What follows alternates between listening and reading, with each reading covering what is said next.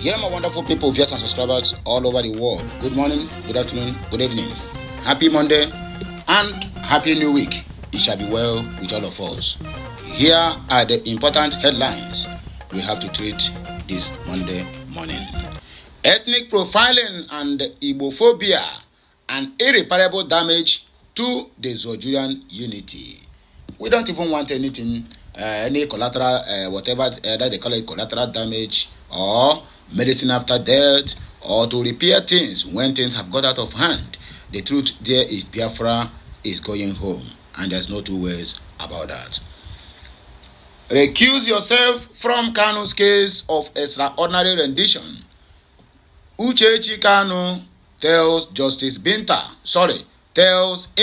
Binta Iyako as the day approaches. 17 ISWAP fighters drawn while crossing river in Yobe.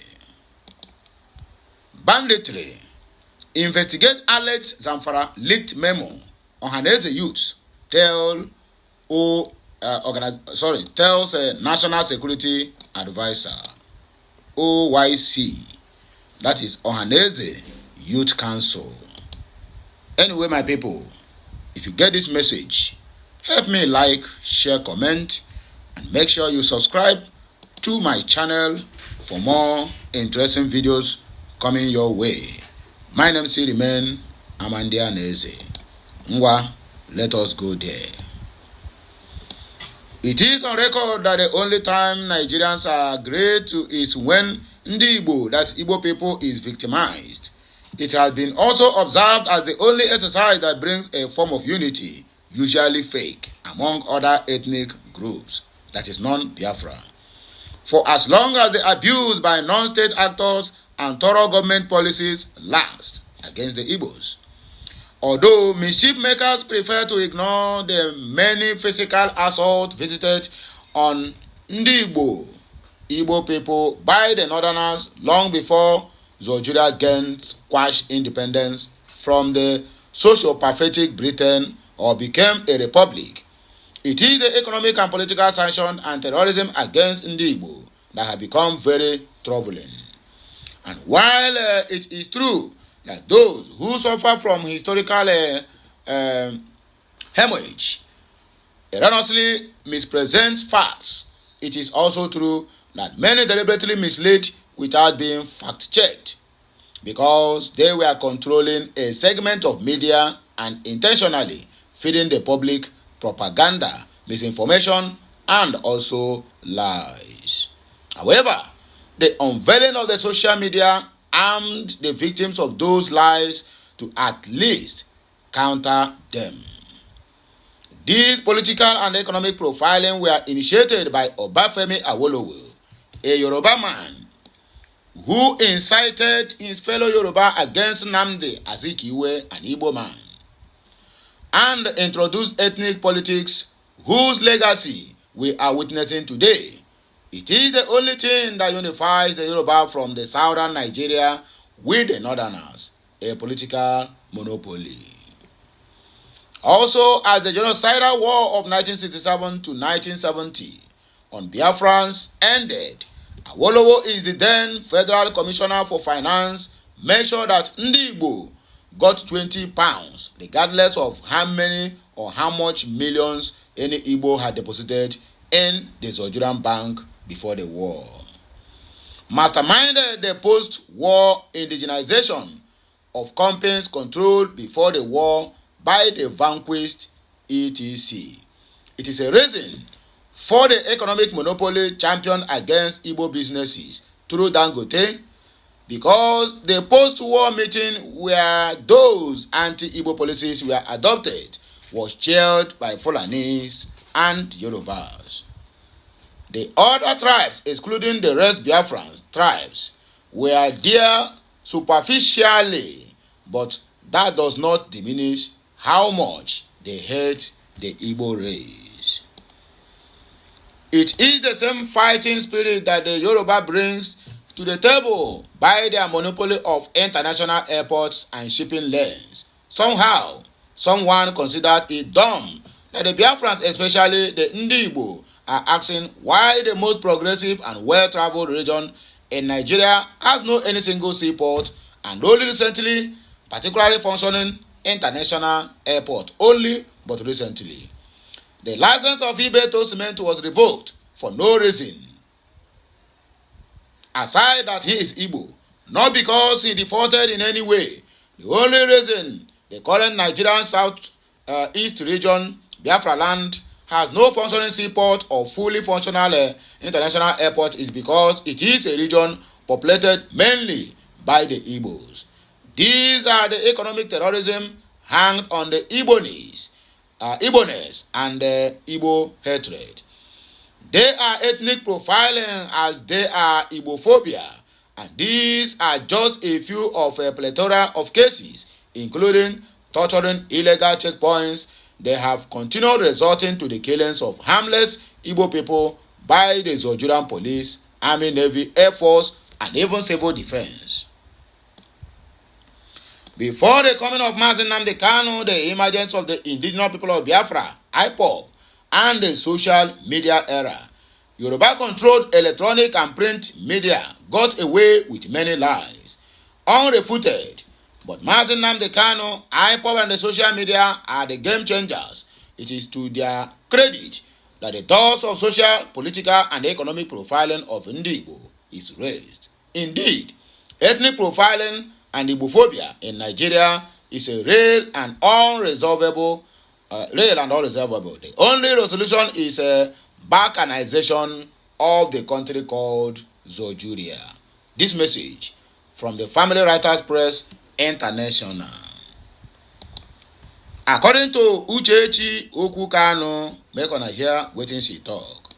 Uchechi Okwu Kanu, wife to the incarcerated leader of the indigenous people of Biafra, Mazi Nnamdi Kanu, has called on the presiding judge of the Fulani Federal High Court, Abuja, Injustice Binta Iyako, to recuse herself from the case, saying that the letter appears to have been muzzled into complying with the agenda of the successive executive arm of the government, whom was reasonably for the kidnap and extraordinary rendition of her husband from Kenya and his subsequent or rather continued incarceration at the DSS headquarters in Abuja. In a reminder tweet made on her verified X handle, Okwu Kanu anticipated that the upcoming court sitting to be held on the 24th September of 2024, Mrs. Kanu recounted the centuries-long historic injustice which had been meted on Igbo race and the black Africans at large, posting that the current struggle for the emancipation of the dark continent, which her husband Nnamdi Kanu is one of its proponents, is spurred and inspired by the reincarnated older generations whom are back to continue the fight against oppressions from where they stopped in their past lives. In other words, reincarnation is real. Mazi Nnamdi Kanu reincarnated. She questioned why Africans, as naturally obtained with every warm-blooded mammals, are yet to activate their self-preservation instincts, even though they are faced with multiple essential threats aimed at completely destroying their lives and future of the next generation. She called on the Africans to collectively commence the process of activating their self-preservation instincts. In the same vein, she called on Ndigbo who are faced with the essential threats to collectively survival to activate their life-saving self-preservation instincts, and in her view, the first step in that regard will be for they, that is Ndigbo, to collectively work and ensure that Mazi Nnamdi Kanu, who is being incarcerated by the Fulani government for seeking self-determination of Ndigbo through a United Nations supervised referendum after years of marginalization, is rescued from the captivity and plans of the perpetual persecution. Uchechi Kanu, after betraying your husband, now you are playing the devil's advocate. We salute you, the Delilah. Furthermore, she called on the governor of Imo State, Hopeless Odonjo, to withdraw his ulterior dealings and orchestrations against the release of Mazi Nnamdi Kanu, her husband, buttressing that she is in knowledge of his vindicative attitudes and asked him to contemplate about the future and do noble by withdrawing his mechanizations. Finally, she assured that no matter how far lies travels, the truth shall triumph and the righteous shall be vindicated. Her statement also reads in full below. Let us attend to it. In her statement, our generation, the next generation, and our descendants are the reason we are pushing our ancestors have returned and are asking questions. They want to know the reason Igbos are treated differently. They want to know why the Igbos cannot switch on their self-preservation instinct, the basic human and animal instinct to prevent themselves from any form of harm.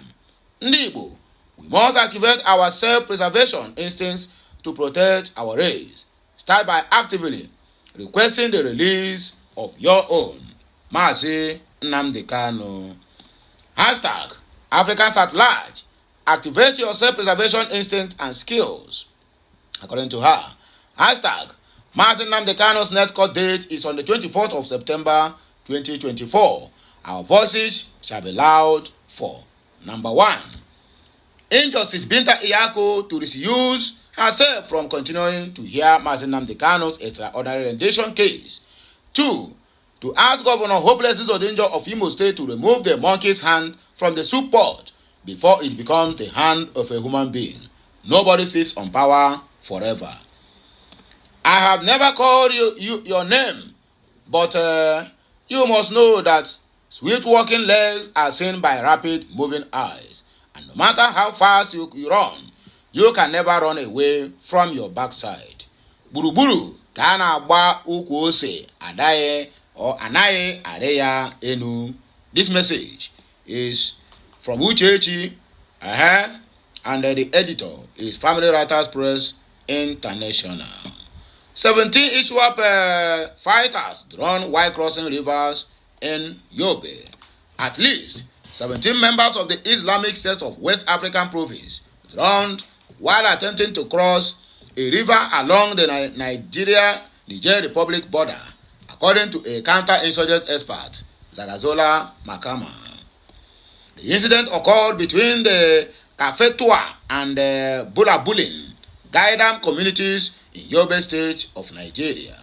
The insurgents were reportedly enrolled to Tam village in Niger Republic near the Kanama settlement in Yobe when they were caught by strong water currents and swept away by the waves of the river. Makama stated that the fighters had been displaced from key bases including Bulabulin, Gaidam, Chetimari, and Dafian, all along the Niger border regions. ISWAP has been involved in insurgent activities across Nigeria's northeastern region and has come under increasingly pressure from the Nigerian military operations in the recent months. Moving forward, the last but not the least, Ohaneze youths tell National Security Advisor to investigate the alleged Zamfara leaked memo over insecurity. The Apex Igbo Social Cultural Organization Ohaneze Ndi Beribe Youth Council Worldwide has called on the Office of the National Security Advisor to conduct extensive investigations into a leaked memo which was alleged to have emanated from the Zamfara state government. In the leaked memo, which has been a subject of controversy, approval was said to have been made for high-profile bandits as well as some influential personalities. Appearing during a TVC program on Wednesday night, Governor Dauda Lawal of Zamfara State described the memo as forged. He added that it was subjected to analysis and traced to certain unnamed individuals who said will face legal consequences for the alleged forgery. However, addressing journalists in Abuja on Friday, the national president of Ohaneze Ndi Igbo Youth Council Worldwide, Mazi Okwu Nnabike, said the memo bordered on national security and should not be swept under the carpet as usual. Okwu chided Governor Lawal over what he called ceaseless attacks on the Ministry of State, Defense, Honorable Bello Metawale, instead of facing the real issues on ground. He said it was regrettable that the governor had failed to face governors after over 1 year in office. Okwu, who said Lawal had shown lack of capacity to govern the state, said it was unacceptable that the governor had not made any mark in office over the last 1 year. Ordinarily, we would not have been disturbed themselves, ourselves with Zamfara state politics, but our concern is to the extent of its implications on the national security. Nigerians are all witness to a certain memo that has been in circulation for days now, which was alleged to have emanated from the governor Zamfara state government office. We also watched the governor's defense when he appeared on TVC program, and we came to the conclusion that the office of the National Security Advisor should take up investigations of that very particular memo. It is not something that should just be swept under the carpet. The document must be critically probed and adequate action taken, Okwu stated. While addressing Lawal to face governors, Okwu said the only accolade the governor has won is the complaint of the year. For about 16 months in office, all he has done is to criticize his predecessor, leaving the job he was elected to do. He has proven to be an accidental governor, someone who was never prepared for the governance of his state.